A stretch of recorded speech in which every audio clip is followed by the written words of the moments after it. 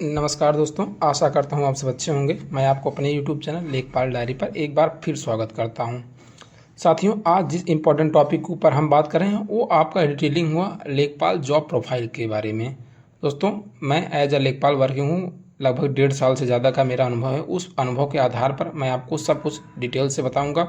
उसके अतिरिक्त दोस्तों, यदि कोई पॉइंट आपके मन में विचार आता है, छूट जाता है, तो आप कमेंट बॉक्स में कमेंट कर दीजिएगा, मैं उसका रिप्लाई करने का पूरा प्रयास करूंगा। ठीक साथियों, इसके साथ ही मेरा टेलीग्राम चैनल है, लिंक डिस्क्रिप्शन में पिन कर दूंगा, वहाँ पर भी आप ज्वाइन कर लीजिए। कुछ इंपॉर्टेंट चीज़ें ज़रूर आपको मैं उसमें प्रदान करता रहता हूँ, जिससे आपको अपनी तैयारी में भी हेल्प मिलेगी।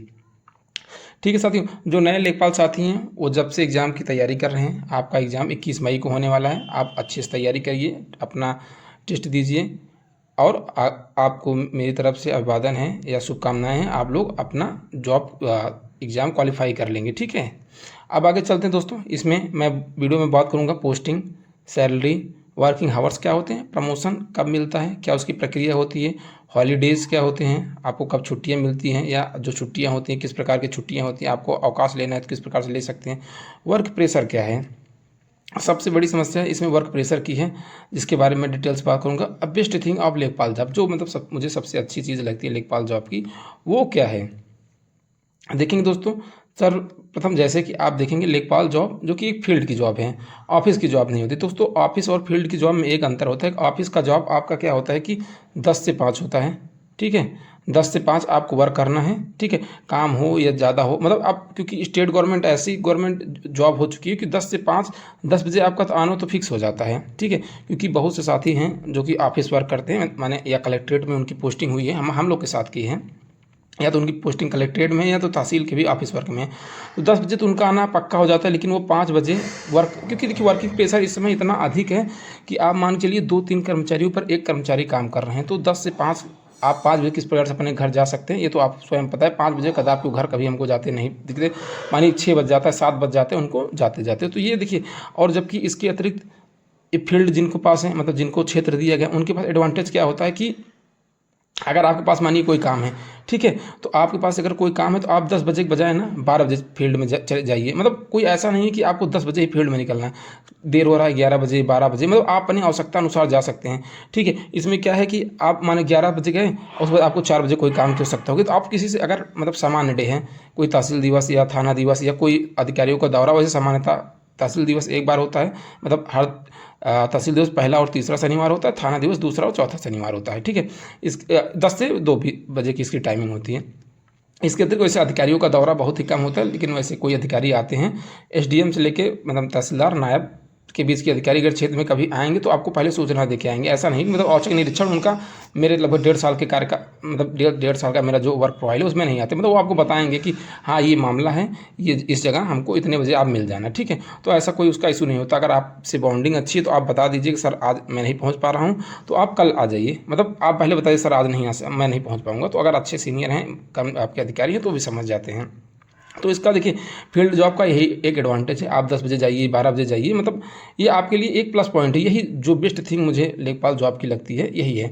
देखिए, और लेखपाल जॉब आप जब शुरू करेंगे, मानिए जैसे आप जो ये बैच है, संभवतः मेरे हिसाब से ये लगभग दिसंबर या जनवरी तक इसका फाइनल रिजल्ट भी आ जाने वाला है, क्योंकि मई में आएगा। इसके बाद लगभग 1.5-2 महीने में इसका आपकी रिजल्ट जारी कर दिया जाएगा। उसके बाद अब तो डीवी भी ऑनलाइन होने लगी है, तो उसमें भी ज़्यादा समय लगने वाला नहीं है। उसके बाद फाइनल रिजल्ट जारी कर दिया जाएगा, अगर कोर्ट के चक्कर में ये वैकेंसी ना पड़े तो। क्योंकि पिछली वाली जो आप क्या हुई थी कि एक कोर्ट क्वेश्चन को लेके, क्वेश्चन विवाद को लेकर बहुत लंबा कोर्ट में खिंच गई थी, मतलब खिंच गया था उसका ज्वाइनिंग भी, हर कुछ इस वजह से ज़्यादा समय लग गया था। इसमें मुझे नहीं लगता कि ज़्यादा समय लगने वाला है।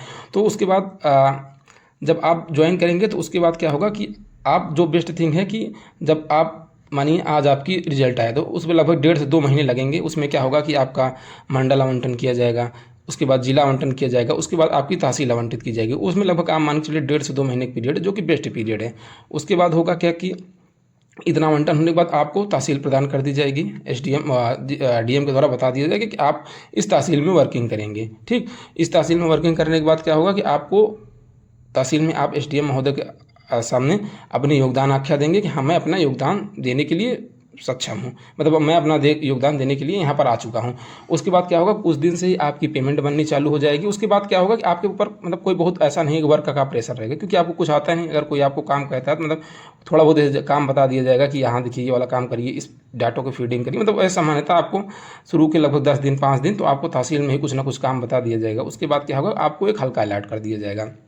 हल्का तो आपको शुरू से अलर्ट किया जाए, क्योंकि इसमें सिस्टम ही है कि मतलब आप वर्किंग हो, चाहे फील्ड में वर्किंग हो या तहसील कार्यालय में वर्किंग हो या जिले पे कोई वर्क आपको दे दिया जाए कलेक्ट्रेट में, मतलब क्योंकि बहुत से लेखपाल हैं, क्योंकि पद लेखपाल ही है, वो ऑफिस का वर्क भी कर रहे हैं, मतलब ऑपरेटर का भी वर्क कर रहे हैं, सारे वर्क कर रहे हैं। उनके नाम से होता क्या है कि एक हल्का उनको आवंटित कर दिया जाता है, क्योंकि हल्के के नाम से ही उनकी पेमेंट जारी होती है।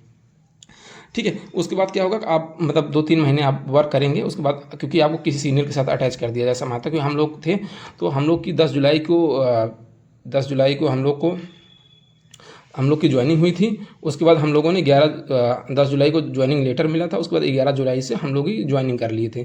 उसके बाद लगभग हमको 5-7 दिन हम लोग ऐसे तहसील में आए गए, मतलब कोई आइए घूमिए टहलिए, कोई वो नहीं, हम लोग कुछ काम नहीं किए थे। उसके बाद 18 जुलाई से मतलब हम लोग को चार्ज दे दिया गया था। हम लोग को चार्ज ऐसा था कि सीनियर हम लोग के साथ अटैच कर दिया जाए, मतलब जो हमको चार्ज दिया था उसी के साथ हम लोग क्षेत्र में जाते थे, मतलब काम को देखते समझते थे। लगभग उसके बाद लगभग हमने जुलाई, अगस्त, सितंबर, लगभग 9 सितंबर से हम लोग की ट्रेनिंग चालू हो गई। तो ट्रेनिंग हम लोग की जब चालू हो गई, ट्रेनिंग चालू होने के दौरान हुआ क्या कि उसके बाद वो चार्ज जिन सीनियर से हम लोगों ने लिए थे उनको वापस कर दिए। उसके बाद 1 साल की ट्रेनिंग हुई।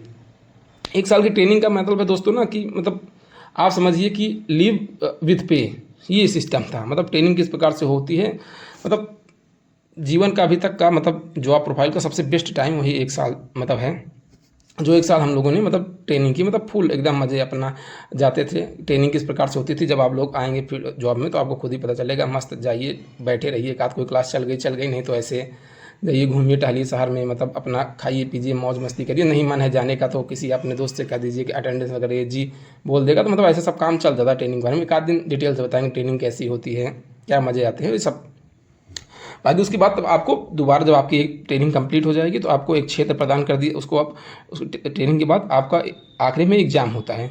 एग्ज़ाम होने के बाद आपको क्षेत्र में भेज दिया जाएगा, आपको तहसील में आपको पोस्टिंग दे दीजिएगा। उसके बाद आप एज ए इंडिविजुअल आप अपना काम करेंगे, तब आपका कोई सहयोग करने वाला नहीं होगा। मतलब आप अपना सारा काम आएगा, जो प्रार्थना पत्र आएंगे, प्रमाण पत्र आएंगे, चाहे वरासत का या कुछ भी अन्य कोई काम आता है या वसीयत प्रमाण पत्र, मतलब कुछ भी आता है, सब कुछ आप स्वयं जांचेंगे, आप अपनी रिपोर्ट लगाएंगे। ठीक है, उसके बाद इस प्रकार से दोस्तों आप धीरे धीरे आकार का आपका अनुभव हो जाएगा और आप काम करने लगेंगे, क्योंकि देखिए जॉब आपकी है तो करना ही आपके है। तो दोस्तों ये मैंने काफ़ी चीज़ें आपको बता दी। अब देखिए अब पोस्टिंग के बारे में बता देते हैं। पोस्टिंग आपको कहाँ मिलेगी दोस्तों? पोस्टिंग संभवतः इस बार में जो बैच थे लगभग 70% लोग को उनका मंडल या उनकी तहसील प्रदान की गई, सॉरी तहसील नहीं दोस्तों, उनके या तो उनका मंडल प्रदान कर दिया गया था या तो उनका जिला प्रदान कर दिया गया। लगभग 30% ऐसे लोग थे जिनको अपने मंडल या जिले के बाहर भी काम भेजा गया था। उसमें बहुत कुछ के सिनेरियो उत्पन्न हो सकते हैं, उसकी बात मैं कभी अलग बात करूँगा। लेकिन दोस्तों ये हाँ सत्य बात है, क्योंकि मैं अपने ज़िले की अपना मंडल मुझे प्रदान किया गया है, अपनी ज़िला भी मुझे मिला है और मैं अपनी गृह तहसील में भी काम कर रहा हूँ। ठीक है, मैंने पुराने वीडियो में बताया था मेरी होम पोस्टिंग है, क्योंकि मेरे यहाँ जितने भी जनपद, मैं अपना छोड़ अपनी तहसील या अपना जनपद बोलूँ तो लगभग मेरे यहाँ जनपद में कुछ लोग ही मतलब समझ लगभग 150 लोगों की पोस्टिंग हुई थी, जिसमें से 15 लोग मतलब अन्य जनपद से यहाँ पर आए हैं, जबकि लगभग 135 लोग की होम पोस्टिंग ही थी। मतलब उनको होम जनपद दिया गया था, होम जनपद के साथ साथ उनको होम तहसील भी प्रदान कर दी गई थी। तो देखिए ये इस बात का एडवांटेज होता है कि आप अपने होम तहसील में भी काम करेंगे। देखिए दोस्तों जैसे आप लगभग आपके 35,000 के करीब हम लोग की सैलरी है। अभी एनपीएस नहीं कट रहा है, विदाउट एनपीएस लगभग 35,500 रुपये सैलरी मिलती है। सैलरी के बारे में मैंने एक डिटेल वीडियो बनाया है, लिंक डिस्क्रिप्शन में पिन कर दूंगा, वहाँ से जाके आप देख सकते हैं सैलरी अलाउंस और क्या क्या मतलब और क्या क्या चीज़ें आपको मिलती हैं उसके बारे में डिटेल। देखिए लगभग 35,000 सैलरी है। उसका एडवांटेज दोस्तों ये है कि अगर मानिए कोई अन्य जॉब प्रोफाइल, आप 35,000 की सैलरी है, आप अपने घर से जा रहे हैं, 10-12 किलोमीटर आपकी जॉब है।